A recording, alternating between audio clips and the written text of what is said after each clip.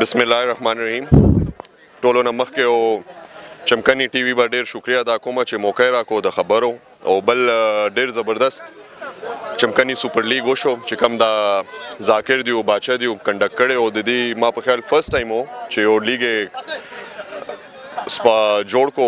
هغه یو کو ډېر زبردست طریقې سره او ډېر پراپر نظام سره وشو یو ټورنمنت چې کامیابیږي هغې کې مین خبره دی چې جنگ جګړه او فساد ونه شي نو هغه ما دا سوشل میډیا باندې فالو کولو نو ډېر زبردست طریقې سره وشو او بل دا چې کوم مونږ ټورنمنټ سپورټ کوو نو دا د دپاره کوو چې دا ځوانانو لپاره څه دلته اکټیویټي نه نو دا یو ډېر ښه زبردست اکټیویټي ده چې هغې ورسره فټنس هم کیږي او یو لوبې کې مشغوله وي او بل مشران هم تاسو وګورئ اوس دلته څومره زیات رش دی لکه ټول ډک دی ګراوند نو مشران هم راځي آیم گیم ګوري نو دا یو میله شانتي بس ینګ جنریشن ته به دا پیغام ورکو چې مونږ تاسو لپاره داسې ټورنمنټ جوړو چې چاله گیم ورزي نه ورزي خو تاسو پکې حصه لئ چې څوک یو ځل نه راځي دویم ځل به نه راځي دریم ځل به په خپله شوق پیدا شي نو چې شوق پیدا شي نو هغه بیا گیم خوښېږي نو بیا ګوره هر چا کې څه ټیلنټ وي او مونږ سره کمی دلته دا ده چې موږ سره زیونه نشته چې دا ځوانان خپل هلته ټیلنټ وباسي نو دا یو ډېر زبردست طریقه ده تاسو وګورئ رضوان شو یا نور ډېر لوکل خلک چې کم دی اوس نیشنل او انټرنیشنل لیول باندې گیم کوي نو هغه همداسې ځي همدې ګراونډونو نه ځي نو ځوانانو ته همدا پیغامي چې څومره لوبې کې حصه اخیستی شي والی ټورنمنټ ډېر ښه ټورنمنټ شو ماشاءالله سر نه زموږ ټیم ډېر په ټاپ را روان و انشاءالله موږ خلکو ته ثابته کړله چې موږ ټاپ وو انشاءالله د خیره سره فاینل هم وګټلو هر جیت پیل یو حصه ده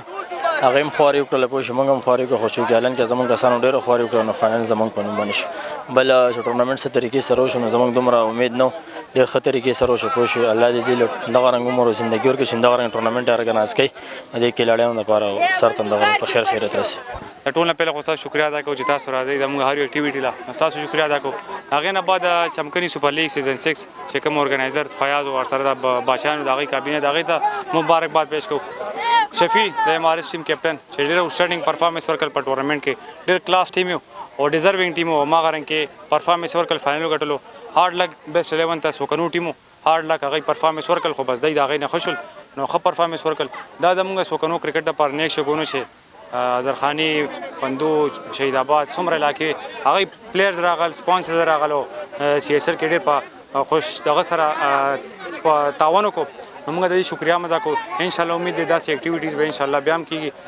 نیکسټ سیزن 7 دپاره به دوی خپل ټایټل دفاع هم کوي امید دی چې داسې کلاړان هم راځي داسې سپورټس به هم سپورټ کوي تاسو ډېره شکریا چې تاسو دومره ټیم ویسو دی ګراوند ته راغی ماشاءالله ډېر یو ښه ټورنمنټ او یو ډېر یو ښه میچ و دې ته زموږ ډېرې زیاتې سترګې وې چې موږ ویلې چې بس یو خپل نوم جوړ کړو د شهید آباد او ماشاءالله ډېر ښه